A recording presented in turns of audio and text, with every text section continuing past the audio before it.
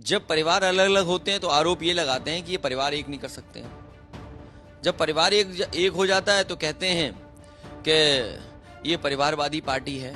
ये तो हमारा घर है यहाँ पे। अब हम हर त्योहार पे यहाँ पे आते हैं और अब तो और आना जाना बना रहेगा। या नेताजी से जुड़े हुए लोग या उनके विचारों से जुड़े हुए लोग, कोई ऐसा वर्ग नहीं होता जिसने समर्थन न किया हो, जिसकी वजह से इतनी ऐतिहासिक जीत हुई है। कुछ ही दिन पहले हम कई विधानसभा हारे थे। आज उन विधानसभाओं में जनता ने भारतीय जनता पार्टी को उखाड़ फेंका है और एक संदेश दिया है कि नकारात्मक राजनीति नहीं चलेगी। हम लोग कई गांव में घूमे जहाँ पे हमें सड़कें अच्छी नहीं मिली है, तो हम वादा करके आए हैं कि वहाँ सड़कें बनाएंगे। तो पहले तो वो करना है और जितनी भी मैं निधि और सांसदों के माध्यम से प्राप्त कर सकती हूँ क्षेत्र के लिए, तो वो प्राप्त करके एक प्रॉपर मैप के तहत इसका जितना भी विकास हो पाएगा 1.5 साल में या 1.25 साल में, तो उसकी तरफ हम देख रहे हैं। उत्तर प्रदेश के उपचुनाव में इस बार वो हुआ है जिसकी शायद उम्मीद कोई नहीं कर रहा था, क्योंकि मार्जिन की लड़ाई नहीं, यहाँ साख की बात थी और उसको अस्तित्व को बचाते हुए एक नया कीर्तिमान समाजवादी पार्टी ने स्थापित किया है।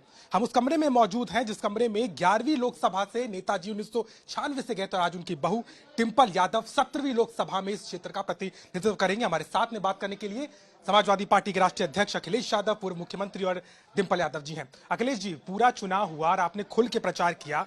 बीजेपी बार बार कहती रही अपने घर को बचाने में परिवार लगा हुआ है, लेकिन जो कीर्तिमान, जो आपने चीजें करी हैं, ये चुनाव क्या हुआ इस बार मैनपुरी? ये मैनपुरी लोकसभा नेताजी का क्षेत्र रहा है और नेताजी से लगाव रखने वाले लोग और नेताजी, बहुत ऐसे परिवार होंगे जिनके दुख सुख में शामिल रहे हैं। मैनपुरी के लोगों ने नेताजी को अपना परिवार और परिवार का सदस्य माना और नेताजी ने भी मैनपुरी के लोगों को अपना परिवार माना। इसीलिए इस चुनाव में भी ऐतिहासिक जीत हुई है। विपक्षी पार्टी है बीजेपी, वो तो कुछ भी कहेगी। हम लोग अपने घर के लोगों से वोट मांगने आए और नेताजी के जो काम थे वो याद दिलाए। नेताजी ने जिस तरीके से समाजवाद का रास्ता अपनाया, वो बातें बताई, उसी का समर्थन दिखाई दे रहा है। और हर वर्ग के लोगों ने, कोई ऐसा वर्ग नहीं है जिसने समाजवादी पार्टी का समर्थन न किया हो, या नेताजी से जुड़े हुए लोग या उनके विचारों से जुड़े हुए लोग, कोई ऐसा वर्ग नहीं होता जिसने समर्थन न किया हो, जिसकी वजह से इतनी ऐतिहासिक जीत हुई है। कुछ ही दिन पहले हम कई विधानसभा हारे थे। आज उन विधानसभाओं में जनता ने भारतीय जनता पार्टी को उखाड़ फेंका है और एक संदेश दिया है कि नकारात्मक राजनीति नहीं चलेगी। और मुझे खुशी है इस बात की कि समाजवादी मूल्यों को, समाजवादी सिद्धांत को और समाजवादी रास्ता जो रहा है सौहार्द का, और आज के दिन में ये प्रतिज्ञा लेते हैं हम सब लोग मिलकर के कि जो सकारात्मक राजनीति नेताजी की रही थी, उसी रास्ते पे चल करके समाजवादी आंदोलन को और आगे बढ़ाएंगे। जिस मार्जिन के साथ ये लड़ाई आप लोगों ने जीती है, लेकिन चाचा शिवपाल भी साथ आ गए, खुलकर पूरा प्रचार किया और अब तो विलय हो चुका है। बीजेपी कह रही जो काम परिवार नहीं कर पाए वो हमने कर दिया, चाचा भतीजों को एक कर दिया। देखिए, बीजेपी को बीमारी क्या है इसका कुछ पता नहीं है, उस बीमारी का इलाज कहाँ होगा इसका भी नहीं पता। जब परिवार अलग अलग होते हैं तो आरोप ये लगाते हैं कि ये परिवार एक नहीं कर सकते हैं। जब परिवार एक हो जाता है तो कहते हैं कि ये परिवारवादी पार्टी है। और आज जब पूरा का पूरा नेताजी का चुनाव समझ करके सब लोग लग गए और जिस क्षेत्र से चाचा चुन करके आते हैं वो नेताजी का क्षेत्र रहा। शुरुआती दौर में नेताजी वहां से कई बार विधायक रहे हैं, वहां गांव गांव घर घर नेताजी गए हैं, हर सदस्य को, परिवार के लोगों को वो जानते हैं। वहां जब कभी कोई कार्यकर्ता उनसे मिलता था तो वो उस गांव के बुजुर्ग का नाम लेकर के, कई बुजुर्गों के नाम नेताजी खुद जानते थे जिनके साथ नेताजी रहे थे। चाचा आ गए हैं, चाचा साथ हैं, उनकी पार्टी विलय हो गई है।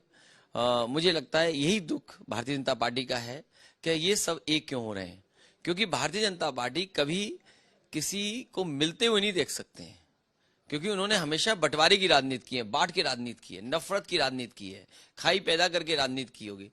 तो इसलिए उन्हें बहुत बुरा लग रहा है, इसीलिए उन्होंने सिक्योरिटी वापस ली, इसीलिए उन्होंने अखबारों में ये चलवाया कि ईडी और जांच को भी तेज कर दिया। हाँ, ईडी और सीबीआई होगी, रिवर फ्रंट की जांच होगी। अगर कैबिनेट के फैसलों की जांच होने लगी और कैबिनेट के फैसलों की ईडी और सीबीआई होने लगी, तो फिर तो कोई भी सरकार और कोई भी सरकार का मंत्री बच नहीं पाएगा जिसकी जांच नहीं होगी। मैं तो ये कहूंगा मुख्यमंत्री जी को अधिकारियों के खेल में नहीं फंसना चाहिए। अगर कैबिनेट की जांच होगी तो सबकी जांच होगी, एक्सप्रेस वे जो बने हैं बुंदेलखंड, प्रधानमंत्री ने उद्घाटन किया और दूसरे दिन ढह गया, आज लॉस में है वो। पूर्वांचल एक्सप्रेस वे में आपकी कमर टूट जाएगी, पेट में दर्द हो जाएगा अगर तेज चलेंगे रफ्तार से, तो वो घाटे में चल रहा है। तो क्या उनकी भी ईडी सीवाई होगी? बिल्कुल। डिंपल जी हमारे साथ में। डिंपल जी, आपने जिस तरीके से जीत दर्ज की है, लगातार आप प्रचार में कह रही थी ये घर है आपका और आशीर्वाद मिलेगा, कितना जो अपार आशीर्वाद मिला है आपको, क्या कहेंगे? मैं सभी का धन्यवाद दूंगी, पूरी मैनपुरी लोकसभा क्षेत्र का, सभी विधानसभाओं के जितने भी लोग हैं जिन्होंने समर्थन किया है, क्योंकि 5 विधानसभाएं जीत के आई है समाजवादी पार्टी। और जैसा कि मैंने अपने भाषणों में कहा था कि मैनपुरी लोकसभा क्षेत्र एक इतिहास रचेगा, और जिसकी पूरी उम्मीद थी, और वही हुआ है। एक भ्रम बीजेपी की तरफ से कहा गया कि परिवार वोट लेता है फिर वापस नहीं आता। ये तो हमारा घर है यहाँ पे, अब हम हर त्योहार पे यहाँ पे आते हैं, और अब तो और आना जाना बना रहेगा। मैनपुरी के लिए क्या आपका लुकआउट है, क्या करना चाह रही हैं? नेताजी ने काम किए, लेकिन आप इसको आगे कैसे ले जाएंगे? हम लोग कई गांव में घूमे जहाँ पे हमें सड़कें अच्छी नहीं मिली है, तो हम वादा करके आए हैं कि वहाँ सड़कें बनाएंगे। तो पहले तो वो करना है, और जितनी भी मैं निधि और सांसदों के माध्यम से प्राप्त कर सकती हूँ क्षेत्र के लिए, तो वो प्राप्त करके एक प्रॉपर मैप के तहत इसका जितना भी विकास हो पाएगा 1.5 साल में या 1.25 साल में, तो उसकी तरफ हम देख रहे हैं। सर, मैनपुरी के साथ रामपुर पे बात करना बहुत जरूरी हो जाती है। आपने लगातार इस बात को उठाया है, लगातार इलेक्शन कमीशन में आपने इसकी शिकायत की, और जो चुनाव हुआ आपका मानना था कि सरकारी मशीनरी का दुरुपयोग हो रहा है, वोट नहीं कराए जा रहे थे। मैनपुरी में इतना अगर हम देखें तो रामपुर में क्या हुआ? देखिए, रामपुर का जो चुनाव हुआ वो चुनाव नहीं हुआ, वहां प्रशासन ने वोट लूट लिया। और अगर आप पुराने चुनाव के जो बूथ पार अगर आप एनालिसिस करेंगे, अगर डेटा आप देखेंगे, तो पाएंगे कि पहले जहां वोट पड़ता था, इस बार प्रशासन ने पुलिस लगा करके वोट नहीं डालने दिया। इलेक्शन कमीशन तो इस बात का प्रचार करता था कि ज्यादा से ज्यादा लोग वोट डालें। ये कौन सी नई संस्कृति डेमोक्रेसी में आई है जिसमें प्रशासन सरकार मिलकर के वोट नहीं डालने दे रहा और इलेक्शन कमीशन देख रहा है? अगर यही होगा तो कोई चुनाव नहीं जीतेगा। और वीडियोस अवेलेबल हैं, लोग जिनकी पिटाई हुई, जिनके हाथ पैर तोड़ दिए गए, जिनको घरों से नहीं निकलने दिए, वो सभी वीडियोस हैं। और समय समय पे हम लोगों ने सोशल मीडिया के माध्यम से जो हमारे वेरीफाइड अकाउंट हैं पार्टी के, उनसे टैग किया इलेक्शन कमीशन को, लेकिन इलेक्शन कमीशन ने कोई कार्रवाई नहीं की है।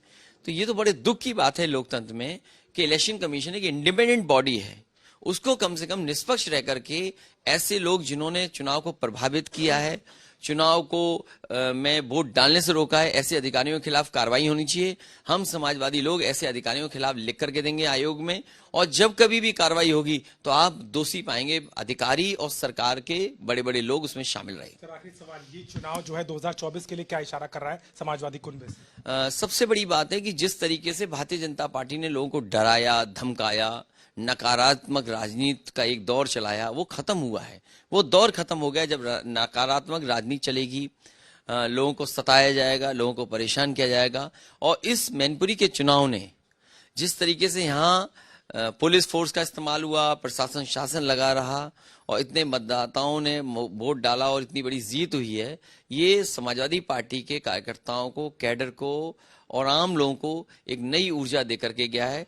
24 के लिए ये एक बहुत बड़ा संदेश है। 24 में भी चाचा साथ? हाँ, चाचा तो साथ हैं। उसके अलावा समाजवादी पार्टी की कोशिश होगी कि पहले से ज्यादा सीटें इस बार हम लोकसभा में जीतें। बिल्कुल, साफ तौर पर कहीं ना कहीं इस चुनाव में बहुत महत्वपूर्ण था समाजवादी पार्टी के लिए, लेकिन खतौली और मैनपुरी में जो काम समाजवादी पार्टी ने किया, हालांकि रामपुर की हार को लेकर के कई सवाल किए, लेकिन खुद राष्ट्रीय अध्यक्ष अखिलेश यादव और मैनपुरी की नई सांसद डिंपल यादव सीधे तौर पर बातचीत करते हुए आने वाले समय में एक नए युग की शुरुआत की बात कर रहे हैं। मैनपुरी से कैमरामैन नीरज के साथ अभिषेक मिश्रा, पिता।